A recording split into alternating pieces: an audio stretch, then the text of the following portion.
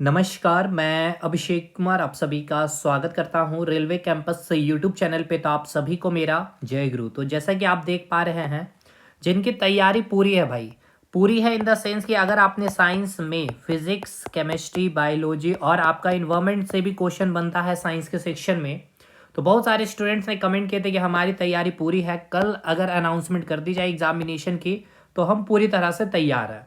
तो आज आपके सामने 10 सवाल रखे जा रहे हैं, जिनमें से आपका टारगेट है 6 सवाल सही कर देने की। और जिस भी एग्जामिनेशन की तैयारी कर रहे हो, एलपी तो आप टेक्नीशियन में भी बैठेंगे, ग्रुप डी में भी बैठेंगे। अभी ग्रुप डी का पेपर चल रहा है, नेक्स्ट वैकेंसी भी आ चुकी है। टेक्नीशियन आपके मार्च के महीने में और फरवरी के मंथ में एलपी का पेपर होने वाले हैं। और ये 10 सवाल आपको मैं बता दे रहा हूँ बायोलॉजी से होंगे। और बायोलॉजी में भी आपका डिजीज चैप्टर, और डिजीज में भी आपका जेनेटिक डिजीज यानी कि अनुवांशिक जो रोग होते हैं उससे आपको 10 सवाल पूछे जा रहे हैं। और ये पूरा कंप्लीट लेक्चर भी हमने अपने कंसेप्चुअल जो सीरीज चल रही है हम लोगों की, तो कंसेप्चुअल क्लास 1 में हमने ऑलरेडी आपको कंप्लीट करा दिया है। तो आपको पूरा का पूरा चिट्टा ठीक है दे रखा है। अब देखना है कि आप कितने सही तरीके से चीटिंग कर पाते हैं। हालांकि 10 में आपको 10 सही करना हो चाहिए, लेकिन मैं आपसे उम्मीद करता हूं कि एटलीस्ट 6 सही करने चाहिए भाई। आप अगर आपने बहुत अच्छी तैयारी कर रखे होंगे तो कम से कम 6 सही कर पाएंगे। 10 में 10 कितने स्टूडेंट सही कर पा रहे हैं वो ज़रूर कमेंट करके बताइएगा, और कितना आपका सही हुआ है वो भी कमेंट करके हमें बताइएगा।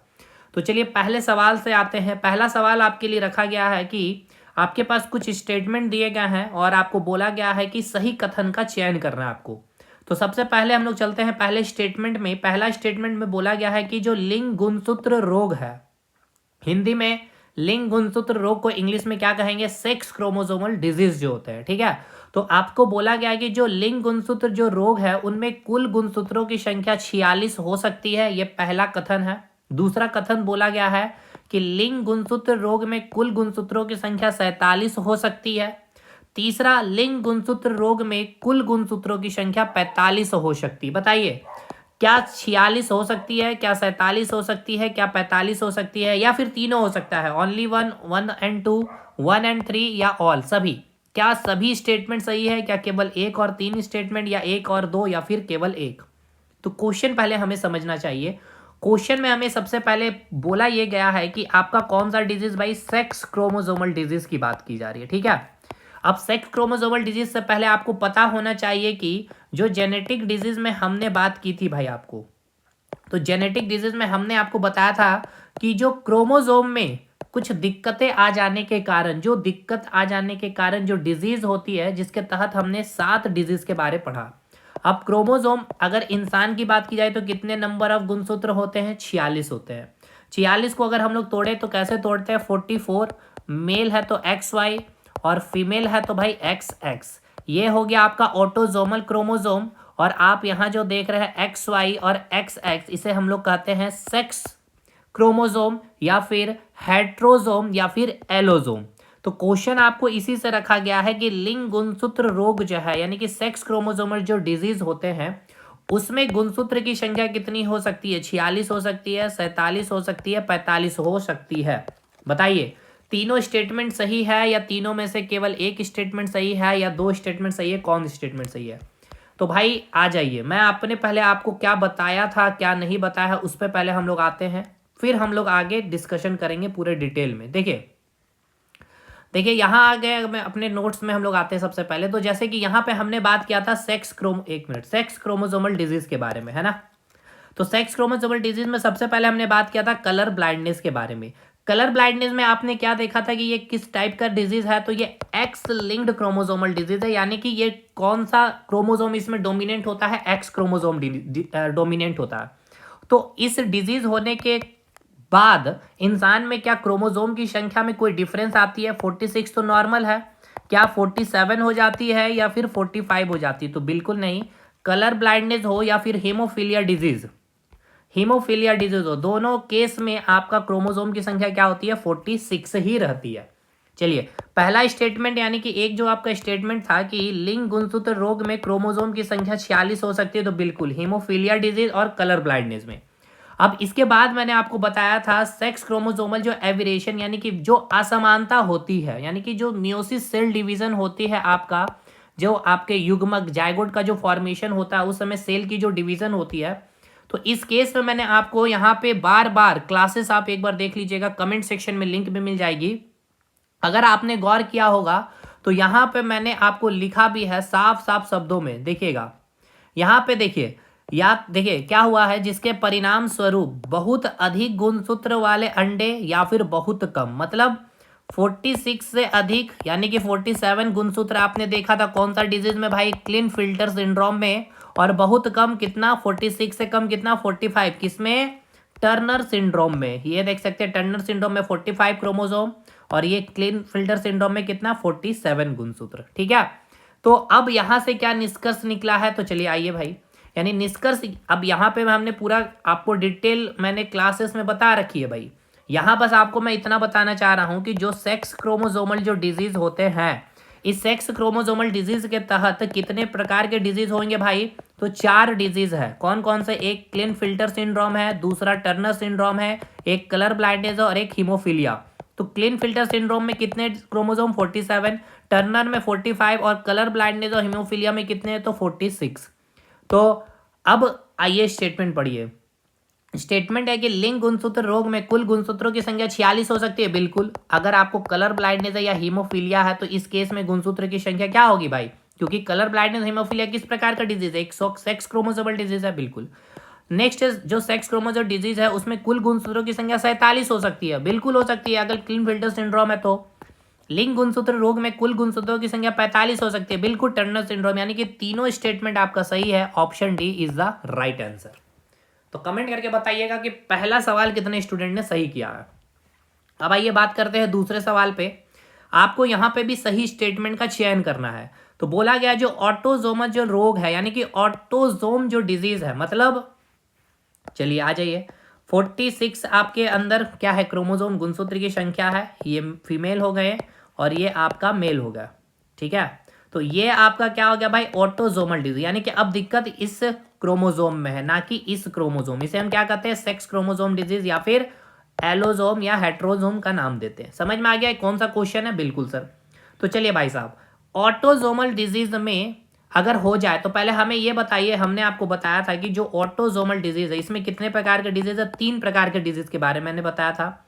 एक था आपका पटाउ सिंड्रोम, दूसरा था आपका एडवर्ड सिंड्रोम और तीसरा था आपका डाउन सिंड्रोम। ठीक है, अब इसमें होता क्या था, एक शब्द ट्रियोसोमी शब्द का बारे में मैंने बताया था, जिसमें क्या होता है कि जो गुणसूत्र आपके पेयर में होते हैं इसमें क्या होता है, एक एक्स्ट्रा गुणसूत्र आ जाता है, यानी कि पेयरिंग यहाँ पे कितने गुणसूत्रों की हो जाती है, 3 गुणसूत्रों की हो जाती है। तो भाई इसका मतलब 3 गुणसूत्र आ गया है। और ये पोजीशन भी याद रखिए, पटाउ सिंड्रोम में 13th पोजीशन, यानी कि 13th जो पेयर है क्रोमोसोम का उसमें 3 गुणसूत्र आ जाता है। एडवर्ड में आपका 18वां जो पेयर था उसमें 3 गुणसूत्र आ जाते हैं। और डाउन सिंड्रोम में 21वां जो पेयर था उसमें 3 गुणसूत्र आ जाते हैं। ये आप जैसा देख सकते हैं, 21वां में आपका था डाउन सिंड्रोम, 13वां में पटाउ सिंड्रोम देख सकते हैं। पटाउ सिंड्रोम में आपको यहाँ बताया गया था कि 13th पेयर में क्या आ गया, 47 क्रोमोसोम हो जाता है। एडवर्ड में आपका 18th पेयर में, यानी कि ये जो पेयर है यहाँ पे आपका एक एक्स्ट्रा तीसरा क्रोमोसोम आ जाता है, यानी टोटल 47 क्रोमोसोम हो जाते हैं। और डाउन सिंड्रोम में 21st पेयर में आपका एक एक्स्ट्रा क्रोमोसोम आ जाता है। ठीक है, यानी कि तीनों जो डिजीज आपने देखा, ये तीनों डिजीज भाई कहाँ के डिजीज है, कैसे डिजीज है, तो ये सेक्स क्रोमोसोमल डिजीज है, नहीं ये ऑटोजोमल डिजीज है। ठीक है ना, देख सकते हैं ये कैसे डिजीज है, ऑटोजोमल डिजीज है। और इनमें होता क्या है, इनमें पोजीशन में, यानी कि जो क्रोमोसोम के जो पोजीशन होते हैं उनमें कुछ पेयर में, यानी कि फिक्स पोजीशन है। जैसे डाउन सिंड्रोम में 21वां पेयर, एडवर्ड में 18वां और पटाओ में 13वां। ये मैंने ट्रिक भी बताया था, पटा लो भाई तेरे फ्रेंड को, एडवर्ड 18 और डाउन सबसे डाउन 21वां। ठीक है, तो इसमें कितने हो जाते हैं संख्या, गुणसूत्र की संख्या 47 हो जाती है। ठीक है, तो तीनों यानी कि ऑटोजोमल डिजीज में गुणसूत्र की संख्या कितनी हो जाती है, 47, यानी नॉर्मल 46 से एक ज्यादा।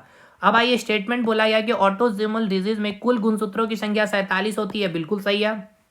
ऑटोजोमल डिजीज में कुल गुणसूत्रों की संख्या 46 होती है। बिल्कुल नहीं। ऑटोजोमल डिजीज में कुल गुणसूत्रों की संख्या 45 होती है। बिल्कुल नहीं, यानी option A is the right answer. बताइएगा कितने आंसर सही आए हैं आपके यहाँ पे स्टूडेंट्स के। अब बोला गया है कि निम्न में से कौन भिन्न है भाई। देखिए, पटाउ सिंड्रोम है, डाउन सिंड्रोम है, एडवर्ड सिंड्रोम है, टर्नर सिंड्रोम। सबसे आसान सवाल, अगर आज का पूछा जाए तो सबसे इजी सवाल है आपका ये वाली। तो इनमें से कौन सा भिन्न है भाई? देखिए, पटाओ सिंड्रोम, डाउन सिंड्रोम और एडवर्ड सिंड्रोम, ये तीनों जो डिजीज आप देख रहे होंगे, ये तीनों कैसे डिजीज है भाई? ऑटोजोमल डिजीज है, ठीक है। और दूसरा, इसमें कितने नंबर ऑफ क्रोमोसोम होते हैं? 47। टर्नर सिंड्रोम जो है वो आपका कैसा डिजीज है भाई? तो वो आपका सेक्स क्रोमोसोमल डिजीज है और इसमें कुल गुणसूत्रों की संख्या कितनी होती है? 45। तो भिन्न कौन हो गया? Turner syndrome. क्लियर? चलिए आगे। क्लिनफिल्टर सिंड्रोम की संबंध में सही है, मतलब आपका जो डिजीज है क्लिनफिल्टर सिंड्रोम। भाई देखिए, कुछ ऐसे यहां पे मैंने क्वेश्चन लिए हैं जो आपके प्रीवियस ईयर में पूछे गए हैं। कहां पे? पीसीएस में।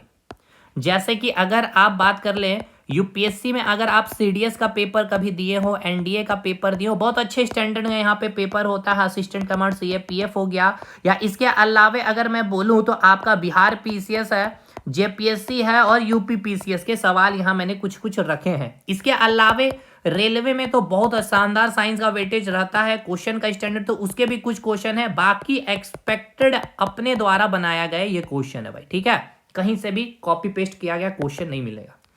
तो आपका सवाल है, और आप जाके खोज लीजिएगा यूट्यूब में भी, इस प्रकार के सवाल आपको नहीं मिलेंगे, ठीक है। कुछ कुछ मिल जाएंगे क्योंकि मैंने पहले ही कहा आपका पीवाईक्यू पीसीएस का पूछा गया सवाल है।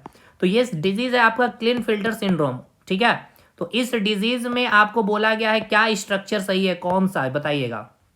तो आपको याद होना चाहिए क्लिनफिल्टर सिंड्रोम। देखिए पहले आ जाइए, जिससे स्टूडेंट्स ने ईमानदारी पूर्वक क्लासेस किए हैं दोस्त आप लोग, ठीक है ना।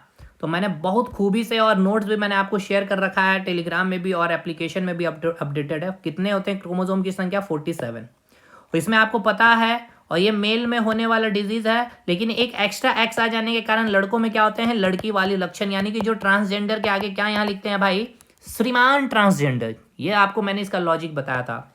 तो इसका स्ट्रक्चर आप यहाँ पे देख सकते हैं। बाकी इसमें तो हम लोगों ने डिटेल स्टडी क्या है। तो खैर यहाँ आ जाइए, क्लिनफिल्टर के संबंध में कौन सही है आपसे पूछा जा रहा है, ठीक है ना। कौन सही है आप इसका जवाब देंगे। तो पहला ऑप्शन है 44XX, यानी कि तीनों के तीनों XX गुणसूत्र है। तो ये तो भाई नहीं है, क्योंकि ये किसके लिए सही होगा? आपका सुपर फीमेल के लिए। नेक्स्ट 44 प्लस XXXY, बिल्कुल ये आपका सही है स्ट्रक्चर। कुल कितने होते हैं क्रोमोसोम क्लिनफिल्टर सिंड्रोम में? 47। और स्ट्रक्चर 44 प्लस XXY, लड़का होने वाला होता है लेकिन उसके अंदर एक एक्स्ट्रा एक्स गुणसूत्र आ जाने के कारण लड़के में लड़की की गुण देखने को मिलती है, ठीक है। तो option B is the right answer. बताइए कोई दिक्कत? कितने स्टूडेंट ने इसका सही जवाब दिए? हालांकि ये भी बहुत टफ नहीं है। देखिए ये जो पहला दूसरा था, आप बोल सकते हैं इसको मॉडरेट लेवल पे, ठीक है, क्वेश्चन थे, बहुत अधिक मॉडरेट नहीं थे। ये सबसे आसान सवाल था आज का, और ये भी थोड़ा सा मॉडरेट से भाई नीचे ही था, ठीक है ना। चलिए, मतलब इजी मॉडरेट के बीच में था। टर्नर सिंड्रोम के लिए सही रचना, ये भी इजी मॉडरेट के बीच में भाई। तो देखिए टर्नर सिंड्रोम, पहले ये बताइए कैसा डिजीज है भाई? सेक्स क्रोमोसोमल डिजीज है, बिल्कुल।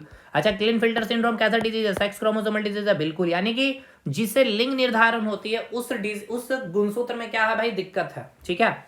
तो अब टर्नर सिंड्रोम की अगर बात हो रही है तो इसके लिए पूछा जा रहा है कि सही रचना क्या है। तो टर्नर सिंड्रोम में कुल गुणसूत्र की संख्या कितनी होती है भाई? 45।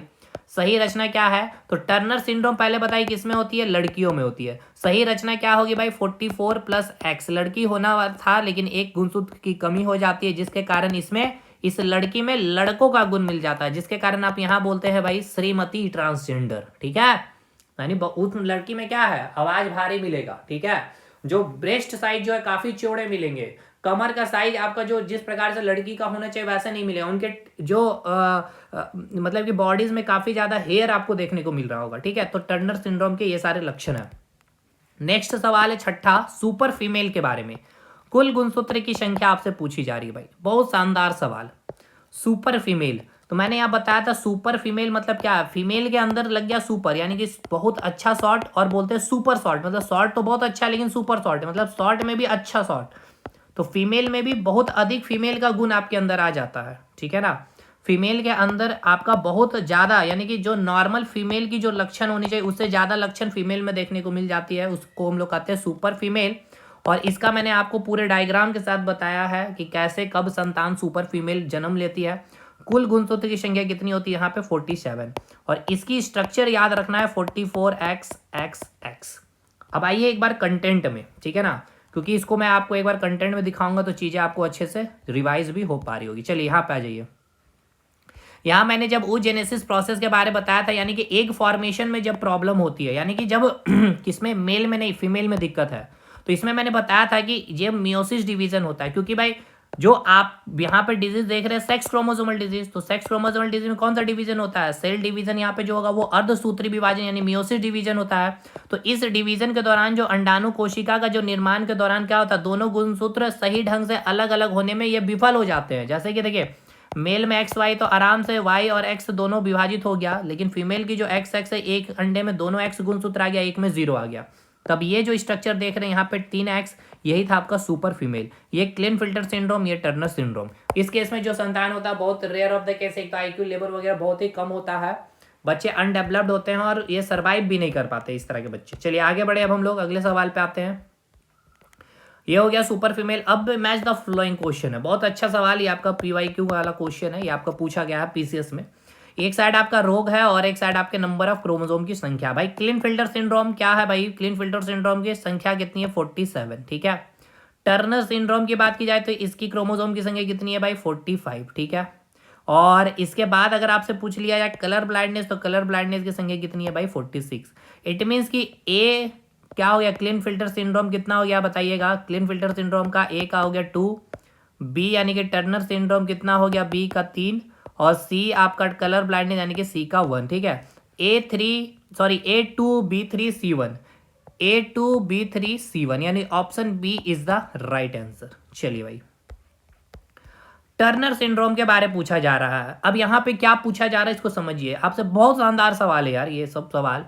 देखिए कितने इजी है, कम्युनिकेबल नॉन कम्युनिकेबल जेनेटिक है, लग रहे हैं इजी, लेकिन अब आपके लिए ऑप्शन दे करके टफ कर दिया गया। देखिए टर्नर सिंड्रोम कैसा आपका संबंध, कैसा डिजीज है, ठीक है? कम्युनिकेबल डिजीज है या नॉन कम्युनिकेबल डिजीज है या जेनेटिकल डिजीज है या कॉन्जेनिटल डिजीज है, बताइए। तो भाई टर्नर सिंड्रोम कैसा डिजीज है? तो एक ये सेक्स क्रोमोसोमल डिजीज है। सेक्स क्रोमोसोमल यानी कि क्रोमोसोम में यानी कि गुणसूत्र में कुछ दिक्कत प्रॉब्लम आ जा रही है, और ये जब गुणसूत्र प्रॉब्लम आ जा रही है तो ये कैसे डिजीज है भाई? जेनेटिक डिजीज है, ठीक है।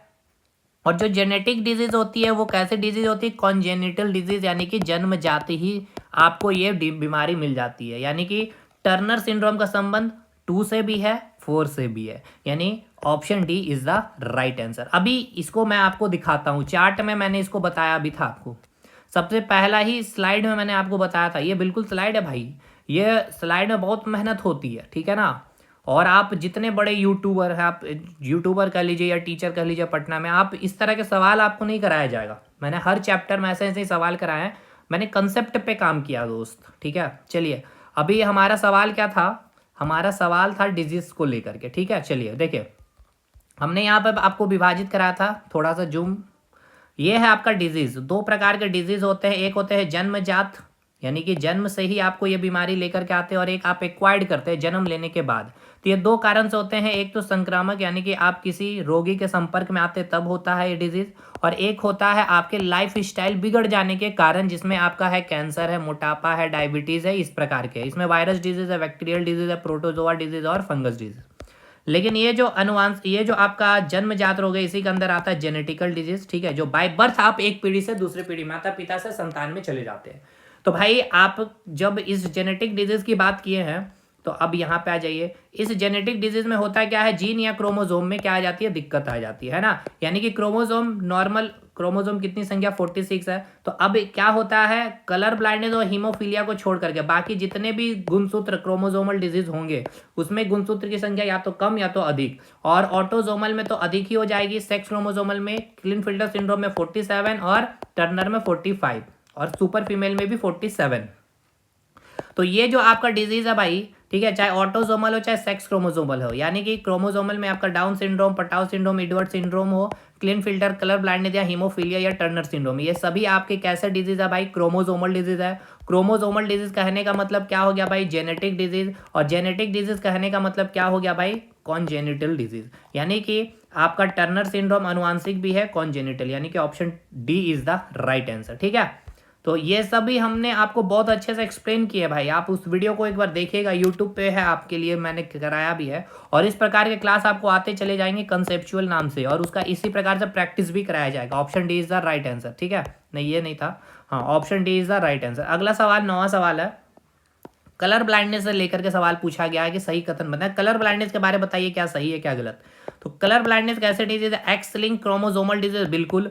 एक्स लिंक अगर एक्स क्रोमोसोम अगर प्रभावित हो जाती है तो भाई क्या होता है, आपको कलर ब्लाइंडनेस हो जाता है। तो जैसे कि मेल में क्या है एक्स वाई है और फीमेल में क्या है एक्स एक्स है, तो ये आपका फीमेल के केस में क्या है भाई कि दोनों एक्स क्रोमोसोम जब तक प्रभावित नहीं होगा तब तक आपको कलर ब्लाइंडनेस नहीं होगा, ठीक है। और मेल में क्या भाई, एक ही एक्स क्रोमोसोम में एक प्रभावित हो गया तो आपको कलर ब्लाइंडनेस होगा, इसलिए मेल में बहुत अधिक देखने को मिलता है कलर ब्लाइंडनेस। तो दूसरा ऑप्शन वही लिखा गया कि सबसे अधिक पुरुष प्रभावित होते हैं, बिल्कुल सही है ये भी, और ये भी ऑप्शन A1 भी सही है।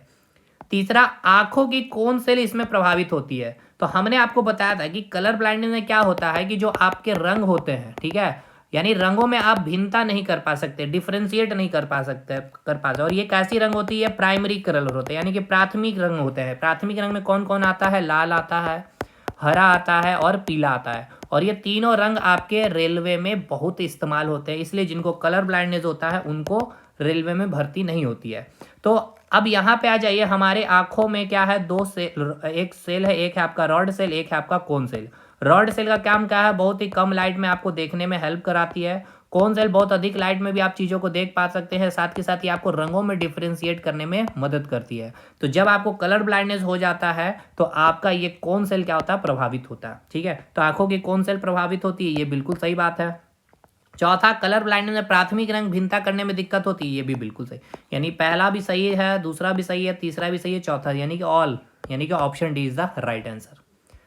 अब आइए अगला सवाल पे, कि बोला गया है कि माता वर्णांधता से प्रभावित है, ठीक है। तो यानी माता कहने का मतलब भाई फीमेल हो गया, ठीक है। तो चलिए यहाँ पे मैं फीमेल का स्ट्रक्चर बना लेता हूँ। इस सवाल को बहुत ऐसा नहीं कि बहुत टिपिकल है, और यहाँ पे अगर आप देखेंगे तो यहाँ बोला गया पिता को वर्णांधता नहीं है, ठीक है। तो चलिए पिता का केस यानी कि मेल यहाँ ले लिया जाए। अब दोनों को शादी हो जाएगी भाई। अब इनसे जो संतान होंगे वही आपसे पूछा जा रहा है एग्जाम में, कि जो संतान होंगे कितने प्रतिशत संतान को वर्णांधता की संभावना है, यानी कि कलर ब्लाइंडनेस देखने को मिलेगी, 25%, 50%, 75% या 100%, ठीक है। तो चलिए इसका हम लोग क्या करते हैं भाई, विवाह कराते हैं, ठीक है। मेल है तो फीमेल है तो भाई एक्स एक्स हो गया, ठीक है, और मेल है तो भाई एक्स वाई। फटाफट आप एग्जाम में बनाएंगे, मैं तो यहाँ इतना बता रहा हूँ। लेकिन यहाँ पे आपको क्या बोला गया था, एक चीज कि माता वर्णांधता से प्रभावित है, ठीक है। तो अगर माता वर्णांधता से प्रभावित है, इट मीन्स यहाँ पे क्या होगा, ये गोला, चलिए ठीक है ना। तो यहाँ पे इसका मतलब क्या है, इसका मतलब माता अगर वर्णांधता से प्रभावित है, एक मिनट कलर चेंज किया, माता अगर वर्णांधता से प्रभावित है यानी कि इसमें भी हम लोग क्या करते रहे, ये प्रभावित है, और मेल में कोई भी तरह की दिक्कत नहीं है, ठीक है ना, पिता को वर्णांधता नहीं है। चलिए ठीक है भाई, बहुत अच्छी बात। अब इनकी अगर शादी होती है तो अब आपसे पूछा जा रहा, बताइए कि क्या देखने को मिल सकता है। चलिए तो देखते क्या होने की संभावना है भाई। तो एक आपका ये स्ट्रक्चर बनेगा, और एक इसके साथ एक एक ये क्रोमोसोम आ गया, एक ये आ गया। तो क्या क्या मिल रहा है, चलिए देखते हैं। यहाँ से आया एक एक्स और इधर आया एक्स, इसमें एक प्रभावित है। यहाँ से ये एक्स एक प्रभावित है और ये वाई आ गया। ये एक्स है जो आपका प्रभावित है, और यहाँ से ये आपका आ गया भाई, ये आया और ये गया, ठीक है। चलिए मैं अभी इसको पहले बना लेता हूँ, फिर मैं आपको बना नहीं लेता हूँ, क्योंकि यहाँ पे शायद मुझे देखिए यहाँ से ये आया ये एक्स, यानी ये एक्स और एक ये एक्स ले लिया मैंने, ठीक है। यहाँ पे ये एक्स प्रभावित था, ठीक है। अब इसी एक्स को यहाँ पे ले लिया तो एक्स ये प्रभावित हो गया, ये आ जाके इससे कंबाइन किया इस वाई से, ठीक है, एक्स वाई आ गया। इसके बाद अब इसको लिए तो ये एक्स आया जो आपका क्या है, प्रभावित है, और फिर ये एक्स में जाएगा तो यहाँ पे फिर एक एक्स ले लेते हैं हम लोग, चलिए ये एक्स आ गया। और इसके बाद नेक्स्ट जो है आपका फिर ये एक्स और ये एक वाई, ठीक है। तो चलिए यहाँ लिख लेते हैं, ये एक्स और ये हो गया आपका वाई, और ये आपका प्रभावित है, ठीक है। प्रभावित है या नहीं पहले ये बताइए। देखिए अब यहाँ पर हमें एक चीज़ बताइए पहले, कि ये आपका क्या होगा भाई, पुत्री होगी, ठीक है। ये आपका क्या होगा भाई, पुत्र होगा। ये भी क्या होगा, एक्स एक्स है तो ये आपकी पुत्री होगी, और ये क्या होगा, आपका पुत्र होगा। अब कौन प्रभावित होगा कलर ब्लाइंडनेस, तो पुत्री है तो भाई दोनों क्या होना चाहिए, इसमें प्रभावित होना, दोनों प्रभावित नहीं है, ये क्या होगा भाई, वेक्टर होगा, यानी कि कैरियर हो, यानी आगे इसकी जब शादी होगी जिसके भी साथ, जिस लड़के के साथ, उसके वंश में हो सकता है चांसेस जो संतान होगा कलर ब्लाइंडनेस की। अब ये प्रभावित हो गया, इसको कलर ब्लाइंडनेस होगा, ये पुत्र है, इसका एक ही एक्स क्रोमोसोम है। ये पुत्री है, इसका दोनों प्रभावित नहीं, तो ये भी वेक्टर हो जाएगा। ये पुत्र है तो इसका एक एक्स क्रोमोसोम है, तो यानी ये कलर ब्लाइंड है। यानी टोटल कितने संतान हुए थे? 4, जिनमें से 2 पुत्र, दोनों क्या है? प्रभावित है, यानी कि 50%। चलिए ठीक है, तो जवाब मिल गया। कितना आंसर हो जाएगा सही? 50%। तो अभी सब हमने आपको बहुत डिटेल में समझा दिया, यहाँ पे उतना ज़्यादा डिटेल करने की आवश्यकता ही नहीं है। तो बताइएगा, 10 सवाल आपसे पूछे गए हैं, इन 10 में से आपके कितने सवाल सही हुए? ठीक है ना। देखिए, इंपॉर्टेंट नहीं है कि आप टॉपिक को केवल ख़त्म कर लें, इंपॉर्टेंट ये है कि अगर आपने टॉपिक को कंसेप्चुअली चीज़ों को ख़त्म किया है कि नहीं, यानी कंसेप्ट पे आपने काम किया है कि नहीं, उसके बाद आप एमसीक्यू लगाइए। एमसीक्यू केवल पीवाईक्यू ही नहीं होना चाहिए, बट पीवाईक्यू आपके हर एग्जामिनेशन की होनी चाहिए। एटलीस्ट पीसीएस का लगा करके अगर आप चल रहे हैं तो आपका जो हर एक टॉपिक है ना, बहुत कंसेप्चुअली स्ट्रांग हो जाएगा, और साथ के साथ कुछ एक्सपेक्टेड जो मैं करवा रहा हूँ वो करते चले जाइए। और हर एक एक चीज़ की मैं कंसेप्चुअली वीडियो भी दे रहा हूँ, जैसे कि अब यहाँ पे मैंने आपको बताया है, ये अब जेनेटिकल डिजीज के बारे, ये सारे क्लास में मैंने चीज़ें समझाई थी, ठीक है, कि कैसे चीज़ों का फॉर्मेशन होता है, ये हर एक चीज़ को। तो इस कमेंट सेक्शन में इसका लिंक भी मिल जाएगा, और कमेंट करके बताइएगा कि आज के जो 10 सवाल थे, इन 10 सवाल में आपके कितने सवाल सही हुए हैं। ठीक है, तो चलिए ठीक है, अब मिलते हैं हम लोग आगे। नेक्स्ट जो आपका डिजीज जो पार्ट है, साइंस एंड टेक में भी देख लेंगे हम लोग। चलिए वो ठीक है, हम लोग देख लेंगे आगे क्या करना नहीं करना। कमेंट सेक्शन में बताइएगा कितने सवाल आपके सही हुए हैं।